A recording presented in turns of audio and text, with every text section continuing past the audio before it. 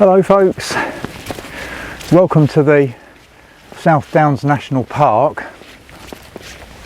I'm out tonight on a little winter wild camp in my MSR Elixir 1 tent, which is a one-person tent, as you can guess, and I want to find out how livable it is in the tent when you're basically stuck inside it for 14 hours or so, which is what's likely going to happen. So yeah, I hope you'd like to join me on the trip, and I'll see you a little bit later on. My name's John and I make videos on camping, walking and astronomy. If you like what you see in this video, then please check my channel out, as you may find others that interest you there. But in the meantime, let's crack on with this video.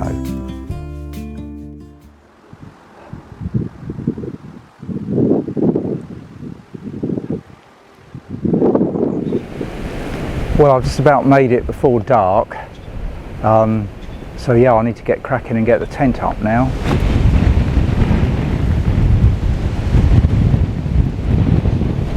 Well, that's the tent up. Just about did it before it got dark. It's quite windy, much windier than I thought it would be. So yeah, I'm glad to have that up. And oh god, I've needed all the guy lines out on it.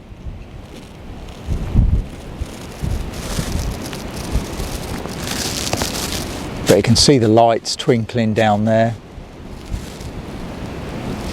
So yeah, I've got quite a nice view, or I would have done if it wasn't going to get dark completely in about 10 minutes.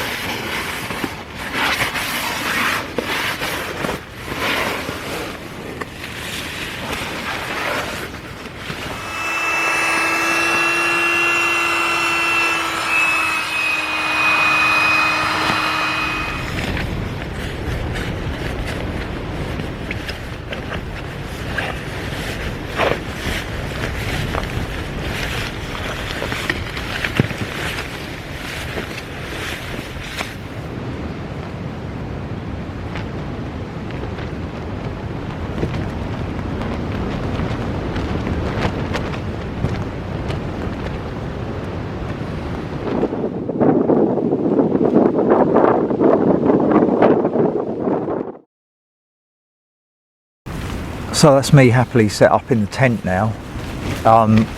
Felt like it took longer than half an hour or so to set up, but that's really all it took to get the camp organised. It was a bit windier than I would have wanted. Nothing like the storms that we've had here, mind you, just windy. Maybe you can hear it in the background there. Just makes putting the fly sheet on more complicated. So it's early December now, and I wouldn't normally be using the Elixir 1 tent in December. I'd normally pick my kind of favoured Torridon 200 two-person tent, which is nominally a 4-season tent. It's got relatively thick poles and not a lot of mesh inside it, so it's quite sort of warm as a tent to be in. The MSR really is a 3-season tent. It's got quite a lot of mesh, really good for ventilation, but maybe a little bit colder in the winter time. But having said that, tonight it's going to be 7 degrees, something like that, so it's not going to be too cold.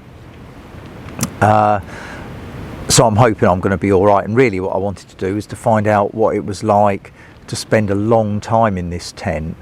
Those of you who've seen my previous videos where I've used this tent will know it's got an absolutely huge porch, and it's typically regarded as one of the most livable one-man tents. So yeah, I thought I'd find out and let you know, and have a nice night out while I'm at it. One of the other things that I wanted to do tonight was to give a sleeping bag that I bought earlier on in the year a proper test. It's the OEX Evolution 300, I think it is. It's marketed as a 3-season tent going down to 1 degree. I bought it earlier on in the year so my daughter could go camping with us, and maybe it was 12 degrees or something like that, so there was never any problem with that. But yeah, I thought I'd bring it along tonight, see how it gets on in sort of 7 degrees. For me, rated at 1, I think there's no chance of that. But I would expect to be reasonably comfortable in this tent down to about 3 degrees, 4 degrees, something like that. So hopefully 7 degrees I'll be nice and toasty. To hedge my bets though, I brought a bivvy bag with me, so if it's a bit cold I can put the whole lot inside a bivvy bag. That should give me an extra degree or two. Well, it's dead early. It is 5:22 at the moment. This is one of the things about the winter camping. You try and set up in daylight, which typically peters out at about 4:30 like it did today. Yeah, and then you've got a heck of a long night ahead of you. The fact it's so dark outside is tricking me into thinking it's dinner time. But I'm going to try and stave that off for an hour or so, because otherwise I'll have got everything done by like 7 o'clock or 7:30, and I don't really want to be going to bed at 8 o'clock. So yeah, we'll just do a little bit of relaxing, I think, for an hour or so, and then start thinking about dinner. Well, the wind's really cranking up. I don't know whether you can hear it here. My tent's being pushed against my back, so yeah, it's a lot windier than I thought it was going to be. And I think I'm going to get some food on now then, even though it's only 6 o'clock, so I can basically shut the tent down after I've done my cooking. And that's my tea. I've had this one before, Wayfarer dinner. Spicy sausage pasta, very nice, thank you very much. Well, that's my dinner cooked, so I can batten down the hatches now and eat my dinner. It's just started to rain, just to make life that bit more exciting, but I'm safely tucked up inside. Howling gale still, but yeah, I'm going to have my dinner now, so cheers everyone.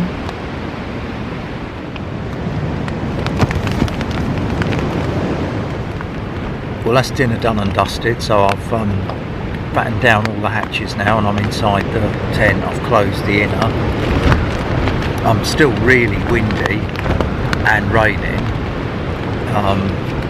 but that's fine. Hopefully the tent will be alright. I'm quite happy in the inner now. It's only 7:30, so I've got quite a long evening ahead of me. But yeah, I think so far the tent's held up well with the wind. It's probably much windier than I would really want to use this tent in, so I'll hope for the best overnight, but maybe I'm not going to get that much sleep.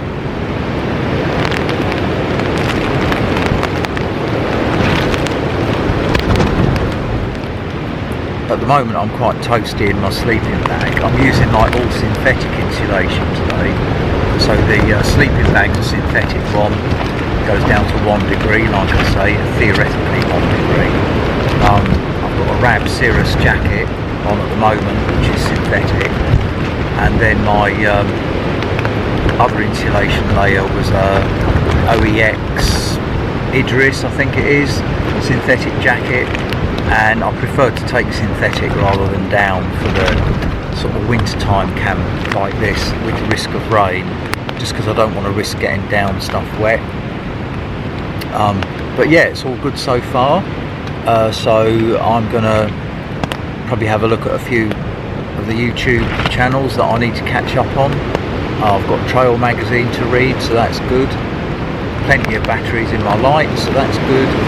So yeah, unless anything disastrous happens, I shall say goodnight and see you in the morning.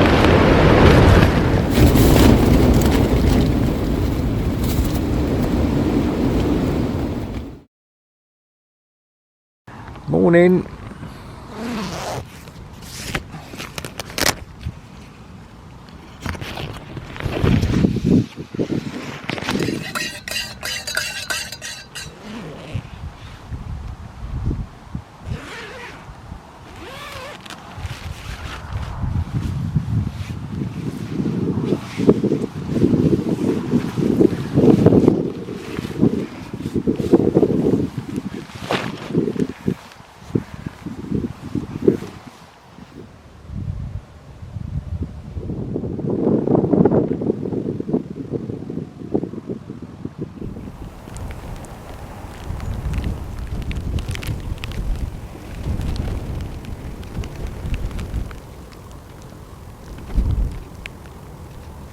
Well, that was a slightly more interesting night than I'd anticipated.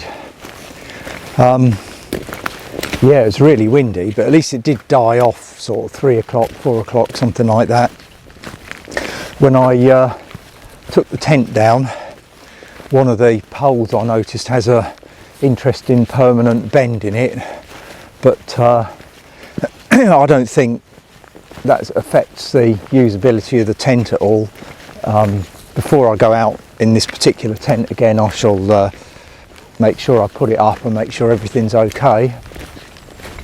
But yeah, it was a good night though. I hardly saw a soul. One dog walker this morning at about 50 metres away. That's all I saw, and that's the only person I've seen since I left the car yesterday evening. So yeah, despite the southeast of England being like really densely populated, it's perfectly possible to get away, be a little bit discreet and not see anybody. I got up this morning at I think 7:30 when I eventually managed to pull myself together and stick my head out the tent, and I got in the tent yesterday at between 4:30 and 5 o'clock. So yeah, that's a long time I was in the tent, but I'm pleased to say I was very comfortable.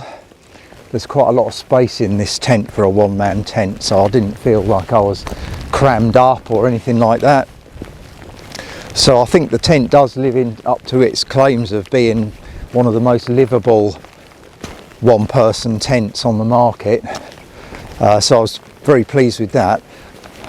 I'm not intending to use this tent in the winter again, not particularly because of the wind and stuff yesterday, but it's not really designed for winter use.